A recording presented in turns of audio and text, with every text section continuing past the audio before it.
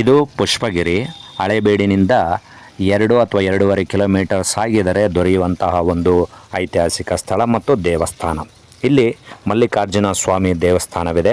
ಅನೇಕ ಭಕ್ತಾದಿಗಳು ಹಳೇಬೀಡಿನಿಂದ ಸ್ವಂತ ವೆಹಿಕಲ್ ಮಾಡ್ಕೊಂಡು ಬರ್ತಾರೆ. ನೀವು ಬೇಲೂರು ಮತ್ತು ಹಳೇಬೀಡಿಗೆ ಪ್ರವಾಸ ಹೊರಟರೆ ಹತ್ತಿರದಲ್ಲಿರುವ, ಬೇಲೂರಿನಿಂದ ತುಂಬ ಹತ್ತಿರದಲ್ಲಿರ್ತವೆ, ನಿಮಗೆ ಆಟೋ ಸಿಗುತ್ತೆ. ಒಂದು ಸೀಟಿಗೆ 20 ರೂಪಾಯಿ ತಗೊಂತಾರೆ. ಅಥವಾ ನಿಮ್ಮದು ಸ್ವತಃ 2 ವೀಲರು 4 ವೀಲರ್ ಇದ್ದರೆ ಇಲ್ಲಿಗೆ ಹೋಗಿ ದರ್ಶನ ಮಾಡಿಕೊಂಡು ಬರ್ಬೋದು. ಇದು ಮಲ್ಲಿಕಾರ್ಜುನ ಸ್ವಾಮಿ ದೇವಸ್ಥಾನ. ಹತ್ತಿರದಲ್ಲೇ ಪ್ರಸಾದ ನಿಲಯವಿದೆ, ಚಿಕ್ಕದಾದ ಪ್ರಸಾದ ನಿಲಯ. ನಿಮಗೆ ಬೆಳಗ್ಗೆ ಉಪಹಾರ ಮತ್ತು ಮಧ್ಯಾಹ್ನ ಪ್ರಸಾದದ ವ್ಯವಸ್ಥೆ ಇರುತ್ತದೆ. ಪ್ರಸಾದವನ್ನು ಸ್ವೀಕರಿಸಿ ಬರಬಹುದು.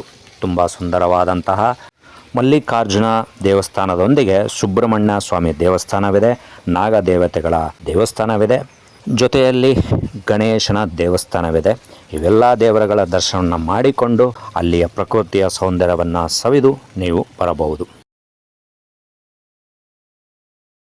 ಇದು ಪುಷ್ಪಗಿರಿಯ ಸಂಸ್ಥಾನದ ಮಠ.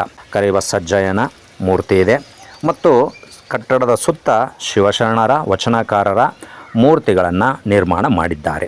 ಈಗ ನಿಮಗೆ ಗೋಚರಿಸುತ್ತಿರುವುದು ಆದಿಯೋಗಿ. ತುಂಬ ಸುಂದರವಾದಂಥ ಆದಿಯೋಗಿಯ ಮೂರ್ತಿ.